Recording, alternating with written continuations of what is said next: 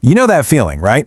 You've got something really important you need to do, you finally sit down to do it, and then nothing. Your brain just hits a wall. You can't focus. So what is going on here? And is there actually a simple way to fix it? Let's get into it.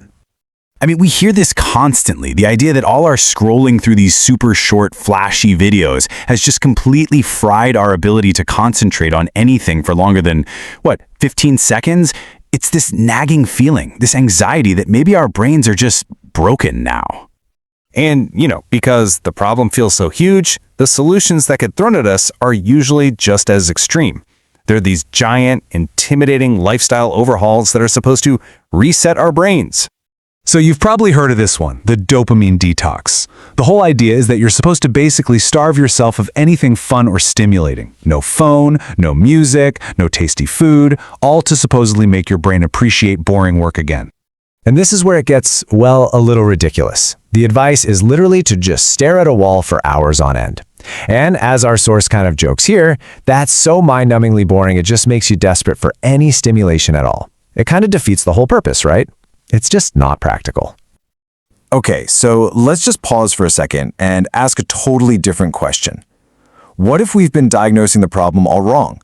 What if the issue isn't really that our attention spans are gone forever? What if it's something else completely? And here it is. This is the key. The real enemy here, the real barrier, it isn't your ability to focus. It's the friction. It's that massive, overwhelming feeling you get when you're just trying to begin. The task feels so huge that taking that first step seems impossible. It's the starting part, not the doing part, that paralyzes us. So that brings us to a solution that's pretty much the exact opposite of staring at a wall for 24 hours. It's incredibly simple, it's easy, and you can literally do it in the time it takes to heat up your lunch. It's called the timer method. And the whole premise is almost laughably simple. You basically make a tiny deal with your brain. You agree that yes, you're going to work on that thing you've been dreading, but only for 1 single minute. And the process? Well, it couldn't be any easier. First, just pick that one thing you've been putting off. Maybe it's a tough email or starting that big report. Second, grab your phone. Set a timer for 1 minute. And third, you just start. That is it. No more overthinking, no more dread. Just go. 60 seconds. That is the entire commitment. I mean, come on, anyone can do anything for 60 seconds. Your brain can't even really argue with that. The barrier to entry is so low, it's practically on the floor. There are really no excuses left. Okay, I know what you might be thinking. A minute? Seriously? What can I possibly get done in 1 minute? But see, this whole thing isn't about finishing the task. It's about hijacking your own brain, the psychology of why you procrastinate in the first place. And this is the secret sauce right here. Because once that 1 minute timer dings, a really funny thing tends to happen. More often than not, you'll find you're already in the zone. You've broken through that initial wall, that resistance, and you just kind of keep going.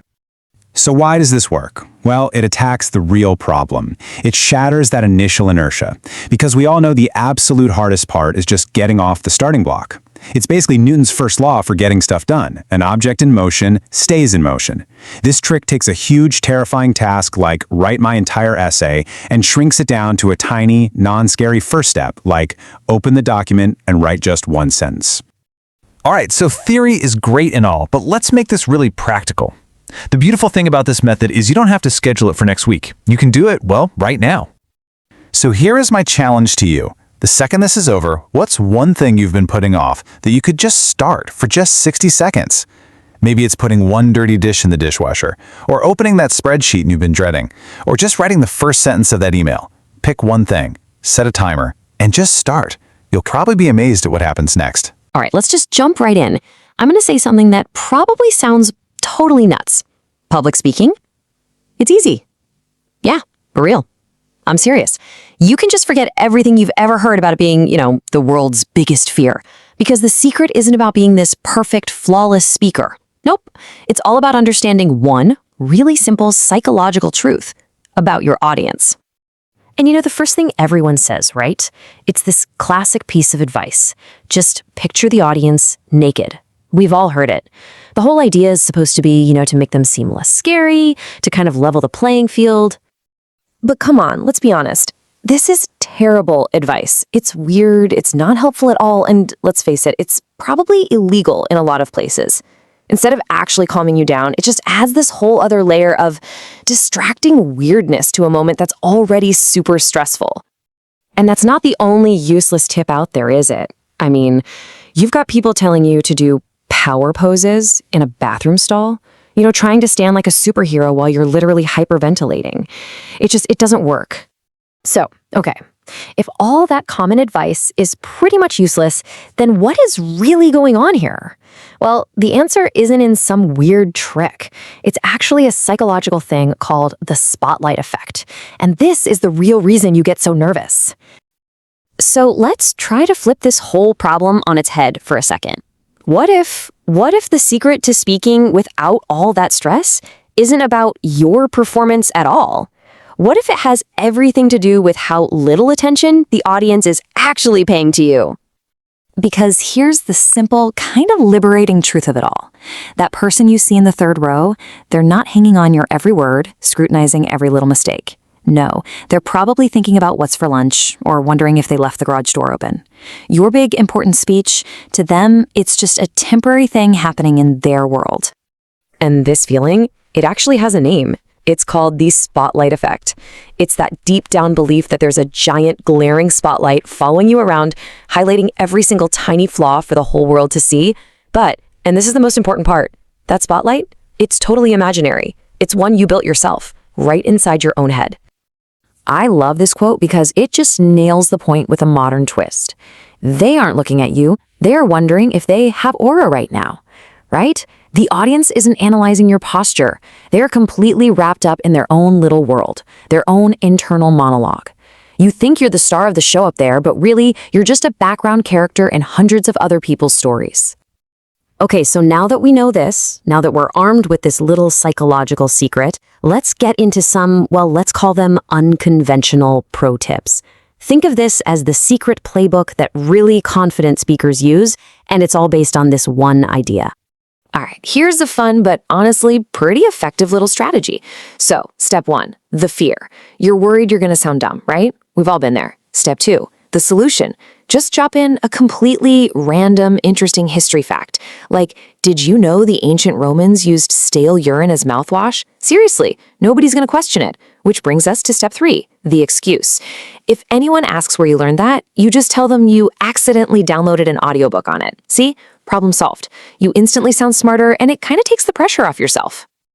Okay, so that's a pretty playful way to deal with your own inner critic. But what happens when things feel like they're really, truly going off the rails? Well, for that, we have the emergency escape plan. And this is for emergencies only. So here it is, the big one. What if you truly, catastrophically mess up? Like you trip on your way to the stage, you forget every single word you were going to say, and maybe the projector catches on fire.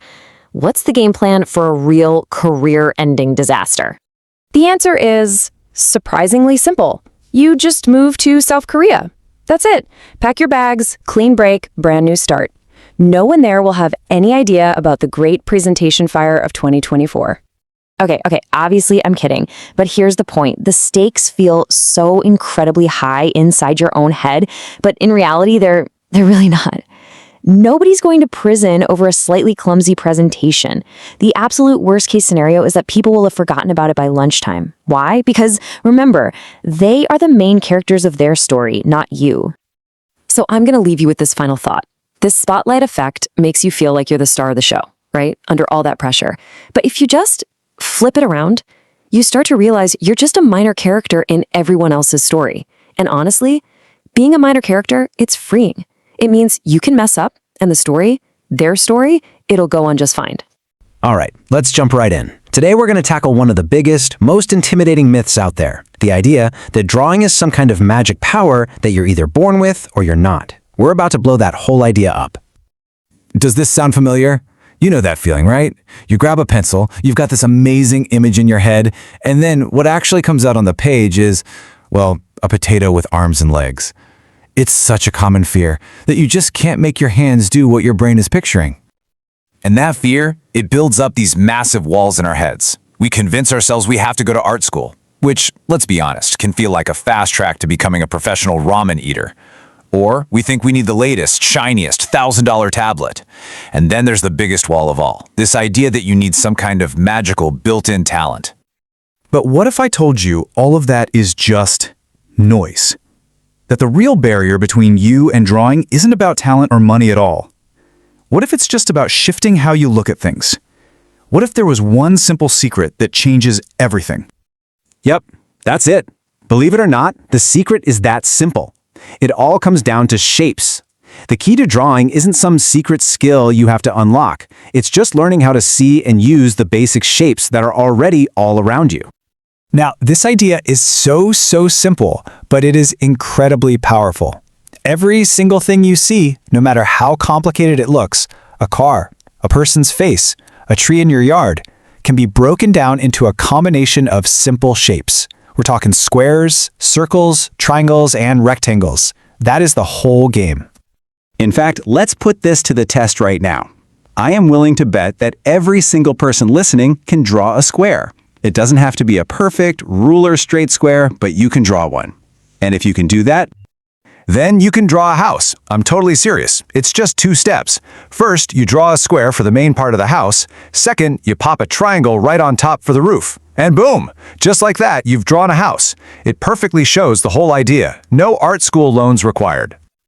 all right, I hear you. You're probably thinking, okay, a house is one thing, but what about something more complicated? That's a fair point. So let's pull back the curtain a little bit and take a look at our own, let's call them highly complex animations. So you've probably seen our little stick figures, maybe in our explainer on the trolley problem. You see those 5 little guys just standing on the track. You might think, wow, what a bold, minimalist aesthetic they're going for. But the real reason is, well, our animator has a little secret. And here's the big secret. Our animator doesn't know how to animate. That's it. That's why those people just stand there. It's not high art. It's just a really practical workaround. But even in our, let's say, charming simplicity, the main lesson is still right there. Because here's the crucial point. Even our high-quality stick figures, like this absolute masterpiece of a guy pressure washing a driveway, they are built using the exact same principle. Let's actually break it down. Okay, here's the secret formula. We've got a circle for the head, a simple rectangle for the torso, a few straight lines for the arms and legs. And what's that he's holding? Well, what do you know? It's just another rectangle for the pressure washer. See? It's all just basic shapes put together to make something you can actually recognize. So as we start to wrap this up, I want you to realize something really important. By getting this one simple secret, you haven't just learned a little trick for how to doodle. It is so much bigger than that. You've actually learned a brand new way to see the world. Instead of looking at a complicated object and just feeling overwhelmed, you can now start to see the simple geometric building blocks it's made of. The world becomes less intimidating. It's more like a giant puzzle that you can actually figure out. You're not just drawing, you're deconstructing and understanding the world in a whole new way. So I'll just leave you with this. Take a look around you, wherever you are, right now. Look at your computer screen, your coffee mug, the lamp on your desk. Now that you know the secret, what simple shapes do you see? What looked complex a few minutes ago is now, hopefully, wonderfully simple.